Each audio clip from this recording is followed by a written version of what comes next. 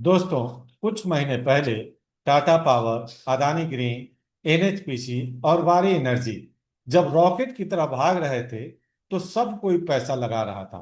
लोगों का मानना था कि बस पैसा लगाओ और सीधे मंगल ग्रह पर जाओ। लेकिन हाल के दिनों में स्टॉक में कुछ करेक्शन का आया, लोगों के पसीने छूटने लगे।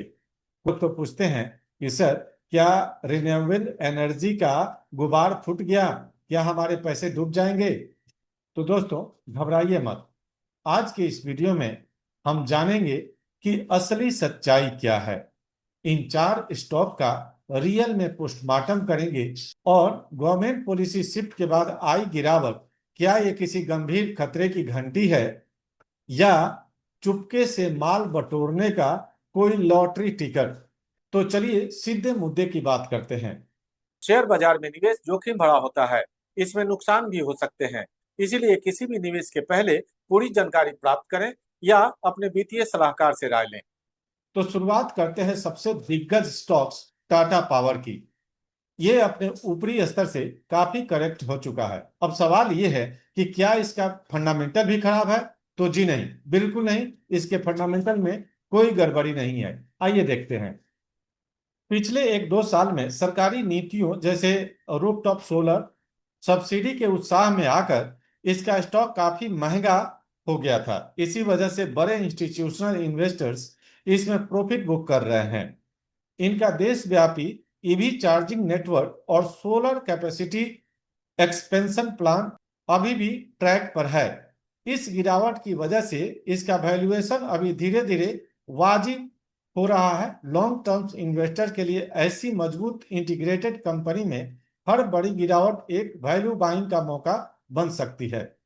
दूसरा बड़ा स्टॉक जो भारी दबाव और वोलेटिलिटी में है वो है अदानी ग्रीन एनर्जी। यह भारत की सबसे बड़ी प्योर प्ले रिन्यूएबल कंपनी है। फिर भी इसमें गिरावट क्यों है? रिन्यूएबल प्रोजेक्ट्स लगाने में बहुत भारी कर्ज और कैपिटल खर्च कैपेक्स की जरूरत होती है। मार्केट इस समय इस बात को लेकर थोड़ा सतर्क है कि कंपनी अपने 50 गीगावाट के महा टारगेट को तय समय पर बिना मार्जिन गंवाए कैसे पूरा करेगी। कंपनी का गुजरात के खावड़ा में दुनिया का सबसे बड़ा रिन्यूएबल पार्क बनाने का काम तेजी से चल रहा है। यह स्टॉक हमेशा से हाई रिस्क हाई रिवार्ड रहा है। अगर आप कम रिस्क वाले निवेशक हैं तो मौजूदा वोलेटिलिटी में इससे दूर रहना ही बेहतर है। लेकिन आक्रामक निवेशकों के लिए यह सपोर्ट लेवल पर नजर रखने का समय है। अब बात करते हैं सोलर प्लेट्स और मॉड्यूल बनाने वाली भारत की सबसे बड़ी कंपनी वारी एनर्जी की। लिस्टिंग के बाद इसने तगड़े रिटर्न दिए, लेकिन अब यही कंसोलिडेशन के दौर से गुजर रही है। सरकार की पीएलआई स्कीम और बाहर से आने वाले सोलर पार्ट्स पर भारी कस्टम ड्यूटी ने इसे चीन के मुकाबले बहुत बड़ा एडवांटेज दिया है। लेकिन हाल के दिनों में ग्लोबल सप्लाई चेन में कच्चे माल जैसे पॉलीसिलिकॉन की कीमतों में उतार चढ़ाव और डोमेस्टिक कंपटीशन बढ़ने से इनके मार्जिन पर थोड़ा दबाव आया है। अब आपको यहां पर बताते चले कि पीएलआई क्या है।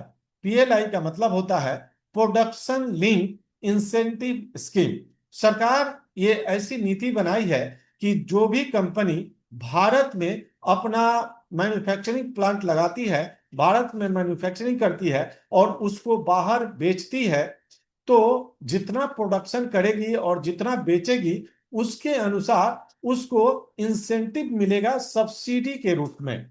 तो ये स्पष्ट कर देना जरूरी है कि पीएलआई स्कीम को भी आप समझें, जो सोलर एनर्जी के सेक्टर में सरकार ने नया रूल बनाया है।